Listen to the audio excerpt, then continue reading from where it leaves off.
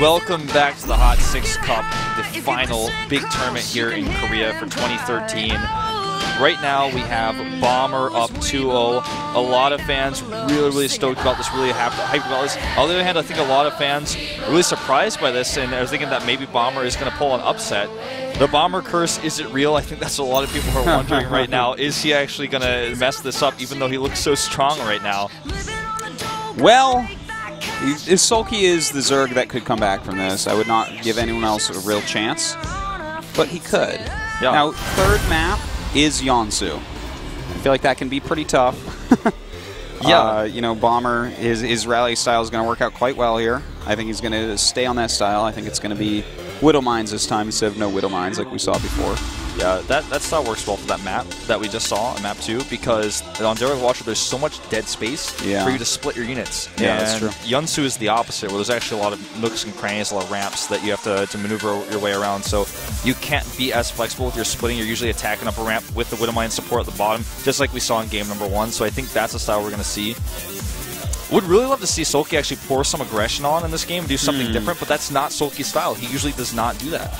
But you know what? He could mix something like this in. For instance, during his finals against Innovation, he did a lot of roach baneling attacks. Those were very popular at the time, but maybe he could mix something like that in. Maybe he could guess that he's going command center first and do some sort of crazy all-in. Who knows? Would love to see it. I think a lot of people are really hyped for this. Can Bomber get the 3-0, or will Sulky bring it back here at the HOT6ix Cup 2013?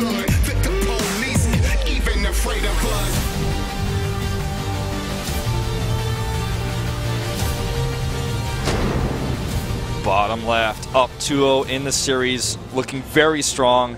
He is known as Startail Bomber. Sometimes you have to coax that intro in. Sometimes you have to.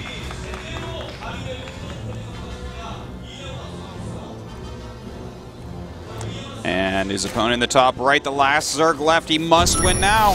Wongjin Star Sulky. Didn't have to coax that one. Oh. Sulky is out of extra lives. Yeah. He has to win it all on just in a row, 3-0. And this is hard mode too. It's Yeonsu against Bomber.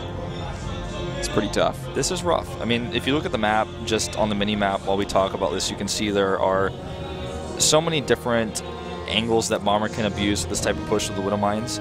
The fourth base is, you know, usually you want to take the base that's below the natural. If you can get away with that, that's good, but it's just so difficult to take that base as a Zerg. It's just not close, so you have to spread your creep in 2 different directions very early on.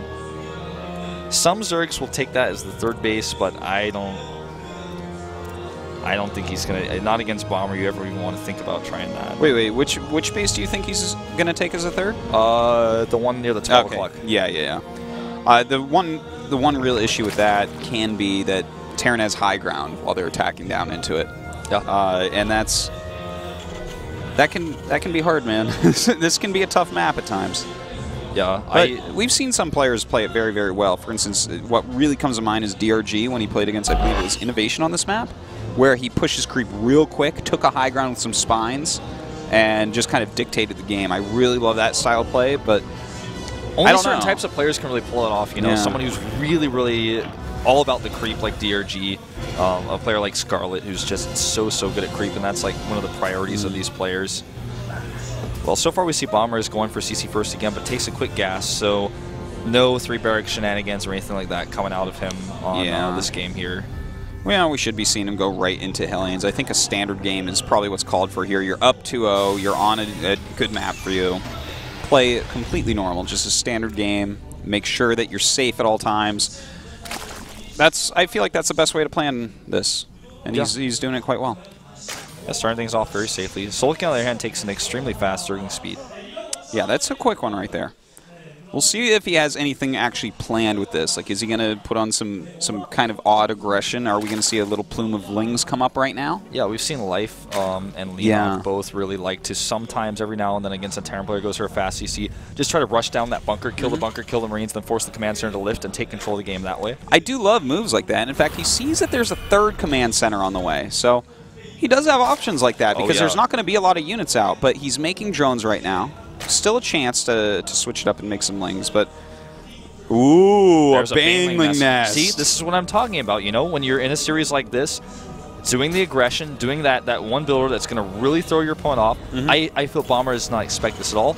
Another thing to note is Bomber's playing totally blind in almost all these games. Never a Reaper expand, never scouting, just knowing, okay, Sulky plays defensively, I'm just going to be greedy, I'm going to get away with it. And I think Sulky's coach probably came in there, or Sulky realized himself, just saying, hey, you know, Bomber's playing really greedy. Why don't you think about doing some Baneling aggression here in this third game? You know what? I think it's gonna work like a charm, to be honest, because everything you just said there is so right, Wolf. He has no scouting intel.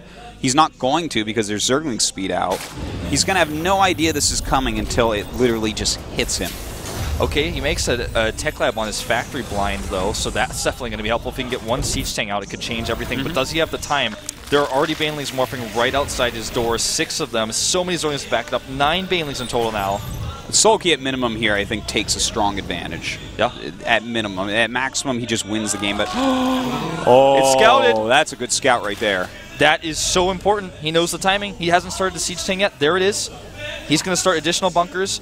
Yeah, he wants to put something there, but he doesn't do it quite in time. Now, that did eat up a lot of the Banelings and a decent split, but there's so many Speedlings here. If he can actually get rid of that one depot in the ramp, that's everything, because if he can get rid of that, he can kill the Siege Tank. If he can't get rid of it, Bomber will likely hold, but like you said, he's taking so much damage, he's going to get the reactor down. Yeah, focusing down that reactor, very smart. That's really going to reduce the Marine production. He needs to repair that tech lab, actually, if he doesn't want these Zerglings in his main base. Well, he can't get up there in time, it looks like, and those Zerglings are going to be able to get up here. Oh, and they get the surround on that Siege Tank. Now these SCVs can't even repair. This is going to be game. That's GG. It. Well done by Sulky. The start of a comeback, perhaps. Perhaps. That's the kind of build that you have to be extremely confident to do. You have to look at the game, so he's always being greedy. I have to take a big risk here. It's so scary to do timing like this when you're down 2-0. Yeah. Because you kind of take a big risk, and if you lose it, you feel so silly because you could have tried to just play a standard game and maybe take the win that you won more legitimately, arguably over just using your skill in a macro game rather than just relying on Bomber playing greedy again based on what you've seen. You take a big risk. I love it. I love Zergs that are willing to do that. You've got to be decisive, man. That's what a Zerg needs to be a champion. And Sulky has shown us in the past he is again today. And now that he's won that game, I think he's going to be feeling a lot better. All he needs to do is win one more to tie it up. That's not a big deal. Yeah. A 2-0 from here, that's not undoable. I have to say, when I watched this is a totally different matchup. When I watched him play at WCG against Sora, I could see that Sulky was learning little tiny pieces of Sora's build every single time. He always made little alterations. He was like he was evolving through the series, and that's how Sulky can really play. And I think this is one example of that. Just saying, all right, you know what? You're not scouting. You're playing greedy every game. I'm going to do this Baneling aggression, and let's see if you can handle that. Yeah, and does he do another aggressive build here against Bomber? On Whirlwind, I think it could be tough, but Bomber was likely to play greedy again on Whirlwind, and if he doesn't, at least Sulky's already gotten into his head to stop him from doing that. You know what? It's a much bigger game. We saw him almost hold a much bigger map. We saw him almost hold in Belshire, so I think he can play a standard macro game here against Bomber and be fine. Let's find out. We're jumping into the Terran versus Zerg right now. Whirlwind, a big map for TVC. We're at the HOT6 tournament 2013.